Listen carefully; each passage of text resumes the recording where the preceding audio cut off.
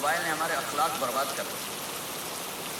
بچہ ماں سے بات کرتا ہے اور بیٹھی موبائل دے, ہاں بولو کیا کہتے ہو, سن رہی ہوں, بولو بولو سن رہی ہوں. آنکھیں ادھر ہوتی ہیں اور کان ادھر ہوتے ہیں. یہ جس سے بھی آپ ایسا کرو گے آپ نے اس کے دل کو تباہ کر کے رکھا. توجہ فرمائیے, ہمارے اردو میں کہتے ہیں توجہ تا ہٹا دو تو نکلتا ہے وجہ, چہرہ. اپنا بوتھا شریف میری طرف کرو, مجھے عزت دو, میری آنکھوں میں آنکھیں ڈال کے بات کرو. آپ کو صحیح سچا واقعہ سناؤں.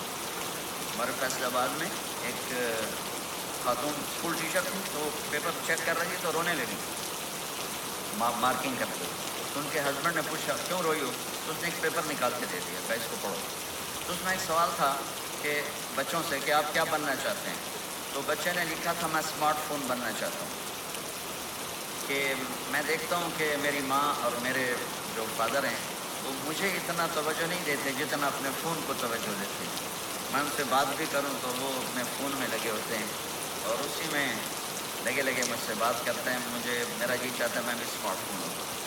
تو ان کے خامن نے پوچھا تو کیوں روئی ہو, کہ یہ تیرے میرے بیٹے نے لکھا ہے. یہ پر تو رول نمبر تھا نا, ان کو تو پتہ تھا کس کا رول نمبر ہے, باپ کو نہیں پتا تھا. کہ یہ تیرے میرے بیٹے نے لکھا ہے کہ میں اسمارٹ فون بننا چاہتا ہوں. تو یہ ضرورت کی چیز ہے. لیکن اب آپ تو اپنا کلچر بھول گئے. مراسی بڑی ایک عالی شان قوم ہوتی ہے ہمارے پنجاب میں, تو وہ ہماری پنجابی کی مثال ہے میراسیاں کا پتر جمے انہیں چم چم کے مار چھڑے. تو یہ اسمارٹ فون نے تمہیں ٹوائلٹ میں بھی فارغ نہیں رکھا, ٹوائلٹ میں بھی سودے کر رہے ہوتے ہیں. تو ہر چیز کی ترتیب ہے. میرے نبی جب کسی کی سنتے تھے تو پوری طرح متوجہ ہوتے, چھوٹے کو بھی عزت دیتے تھے, بڑے کو بھی عزت دیتے تھے.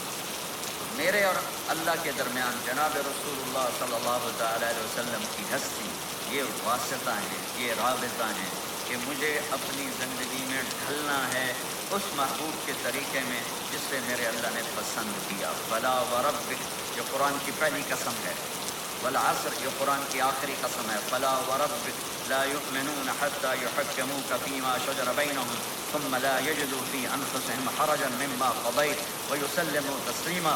مجھے قسم ہے میرے محبوب آپ کے رب کی, یہ قرآن کی سب سے خوبصورت قسم ہے. اور اظہار محبت میں سب سے عالی شان قسم ہے کہ اللہ تعالیٰ یوں کہہ رہے ہیں اے میرے محبوب مجھے آپ کے رب کی قسم. خود ہی قسم اٹھاتا ہے اور انداز ایسا ہے جیسے قسم اٹھانے والا کوئی اور ہے اور رب محمد کوئی اور ہے. یہ اظہار محبت کی آخری شکل ہوتی ہے کہ قسم اٹھانے والا اپنے آپ کو دو بنا دے. مجھے آپ کے رب کی قسم. کینیڈا والوں کو بتا دیں جب تک آپ کے طریقوں پر نہیں آئیں گے میں انہیں قبول نہیں کروں. اللہ کے نبی کو راضی کرنا, ان کے خوشی کو حاصل کرنا. ایک صحابی آئے, یا رسول اللہ میرا پڑوسی ہے, اس کی کھجور ایسے ہو کر میرے گھر کے صحن میں اس کے چند آتے ہیں شخص, جب پھل لگتا ہے تو وہ گر جاتا ہے تو میرے بچے اٹھاتے ہیں تو وہ ادھر سے دوڑ کے آتا ہے, ان کے منہ سے کھجور نکال دیتا ہے.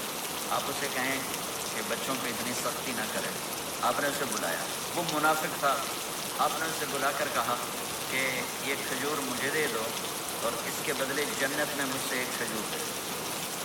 وہ کہنے لگا یا رسول اللہ یہ مجھے اور میرے بچوں کو بڑی پسند ہے, کوئی اور ہوتی تو میں دے دیتا. اب چپ ہو گئے, وہ چلے گئے. ایک صحابی بیٹھے تھے ابو الدحدہ, یا رسول اللہ میں لے دوں, مجھے آپ وعدہ کرتے ہیں, مجھ سے وعدہ کرتے ہیں آپ مجھے جنت میں لے کر دیں گے. آپ نے کہا. تو پیچھے پہنچ گئے. کہنے لگا بھائی کھجور کا سودا کرو. جاؤ میں نے اللہ کے نبی کو نہیں بیچی, تمہیں کیسے بیچوں. کہنے کہ جو تیرے منہ میں آتا قیمت مانگو. کہنے لگا اپنا باغ مجھے دے دے, کھجور دے دے. باغ میں 600 کھجوریں تھیں.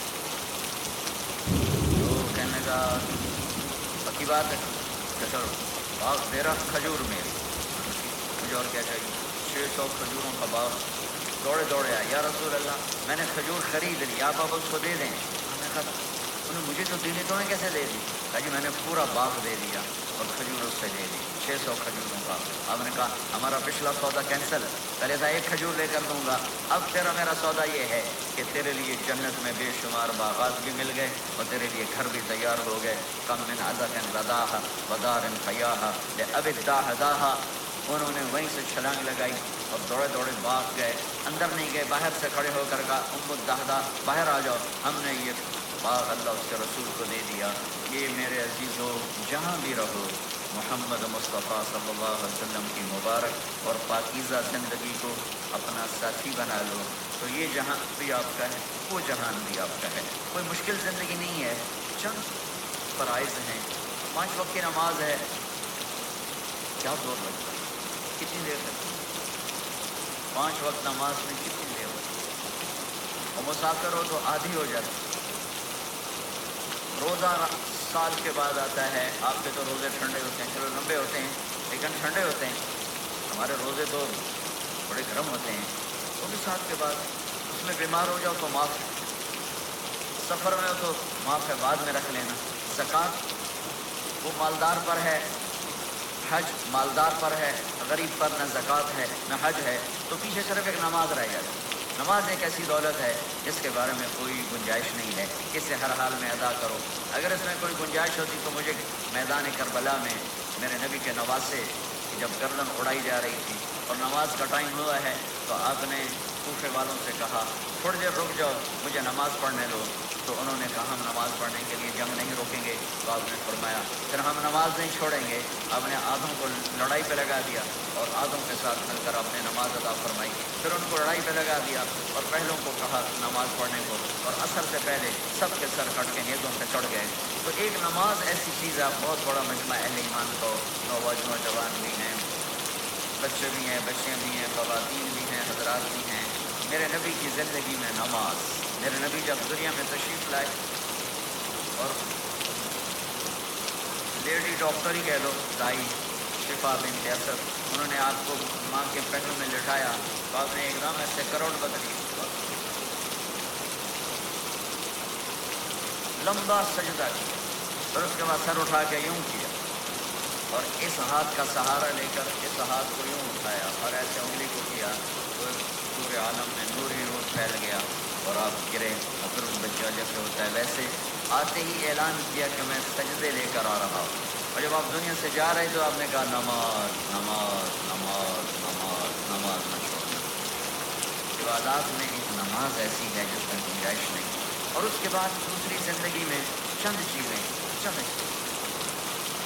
ان سب کا خلاصہ کروں تو 4 چیزیں، سب کا خلاصہ کروں تو 4 باتیں، وہ بھی حدیث پاک میں میرے نبی نے فرمایا اربع من کن فیہ ما ضرہ ما فاتہ من الدنیا، 4 باتیں لے لیں اس سارے ہال کے حاضرین حاضرات سامعین سامعات، تو میرے نبی فرماتے ہیں اس کو سب کچھ مل گیا، سب کچھ مل گیا، 4 باتیں سب کچھ مل گیا، صدق حدیث، حفظ امانت، حسن خلیقت، عفت فی طعمت، 4 باتیں، سچ بولے جھوٹ نہ بولے، سچ بولے جھوٹ نہ بولے، دیانتداری سے کام کرے، دھوکہ نہ دے، اخلاق اچھے ہوں بد اخلاق نہ ہو، رزق حلال ہو حرام نہ ہو، 4 باتیں جو کر لے گا تو پورا دین اس کے ہاتھ میں آ جائے گا۔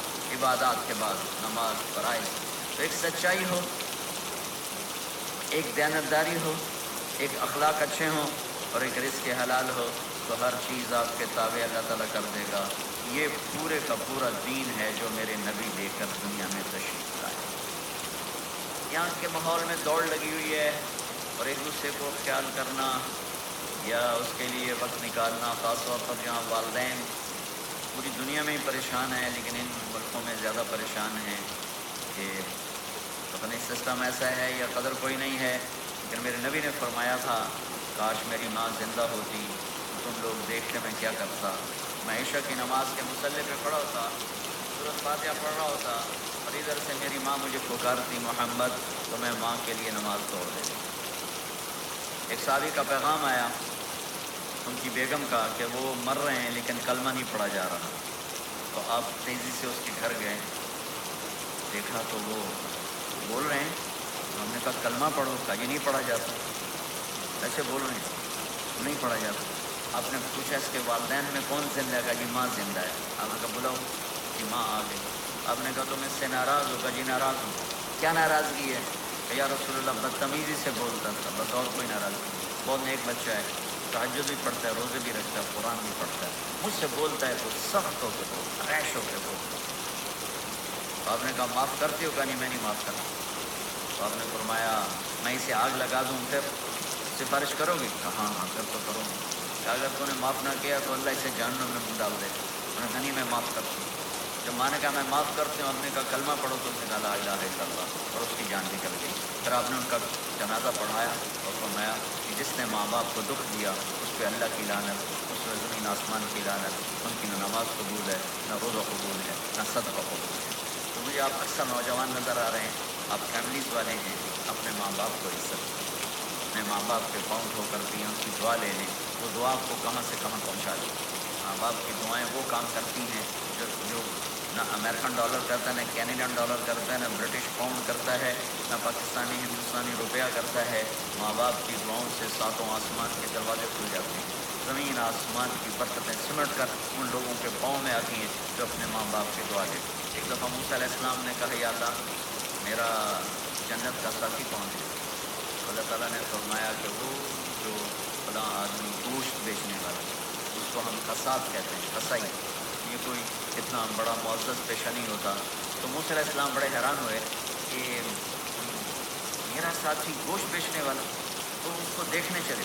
دیکھا تو ایک عام آدمی جیسے گوشت بیچ رہا ہے، ایسے ہی سارے بازار میں بیٹھا ہوا، دوسرے بھی بیٹھے ہوئے۔ جب شام ہوئی اس نے تھیلے میں گوشت کا ٹکڑا ڈالا اور گھر گیا، تو موسیٰ علیہ السلام بھی ساتھ گئے۔ تو اس نے جا کر گوشت کو کاٹ کے ہانڈی میں چڑھایا، آٹا گوندنے لگا، آٹے کو رکھ دیا، پھر سالن تیار کیا، پھر روٹی تیار کی۔ ایک عورت بوڑھی ایک کر کے چارپائی پہ لیٹ گئی، اس کو ہلایا جلایا، ماں جی اٹھ کے بیٹھ گئی۔ تو اس کو ہاتھ کا سہارا دے کے کھانا کھلایا، اپنے ہاتھوں سے کھلایا، کھلاتا رہا۔ جب اس نے کہا بس تو اس نے اس کا منہ صاف کیا، پوری کرائی۔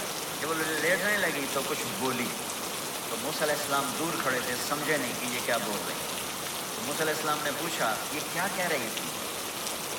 وہ کہنے لگا حضور کیا بتاؤں کیا کہہ رہی تھی، جب بھی اس کی خدمت کرتا ہوں تو یہ مجھے دعا دیتی ہے کہ اللہ تجھے جنت میں موسیٰ کا ساتھی بنائے۔ تو میں تو غریب کسائی ہوں، موسیٰ تو بہت بڑا نبی ہے۔ تو موسیٰ علیہ السلام نے فرمایا تیری ماں نے تیرا کام کر دیا ہے، تیری ماں نے تیرا کام کر دیا ہے۔ میرے عزیزو، ممکن ہے ماں باپ کی خدمت کرنا، دعا لینا تمہیں یہاں مشکل نظر آئے، لیکن اللہ کی قسم اسی میں آپ کی دنیا چھپی ہوئی ہے، اسی میں آپ کی آخرت چھپی ہے۔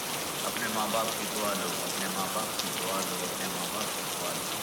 دوسرا رشتہ ہے یہاں خامد اور بیوی کا۔ پورے ویسٹ میں طلاقیں بہت زیادہ ہو گئی ہیں، بہت زیادہ طلاق کی ریشو بڑھ گئی ہے۔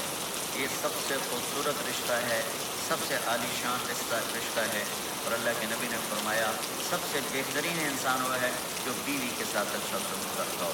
اور آپ کو ایک عجب حدیث سناؤں، سب سے پہلے جو چیز قیامت کے دن میری نیکیوں اور برائیوں کو تولنے کے لیے جب اللہ ترازو لگائے گا، تو سب سے پہلے جو چیز تولنے میں رکھی جائے گی وہ میرا بیوی کے ساتھ سلوک تولا جائے گا، اور بیوی کا خامد کے ساتھ سلوک تولا جائے گا۔ یہ وہ رشتہ ہے جس کو سب سے پہلے جنت میں بنیاد رکھی گئی۔ اللہ نے آدم اور حوا کا نکاح پڑھا کر انہیں خامد اور بیوی کے رشتے میں جوڑا، اور یہی رشتہ جنت میں جا کے آخر میں بھی یہی رشتہ ہے، وہ خامد اور بیوی کا رشتہ ہے۔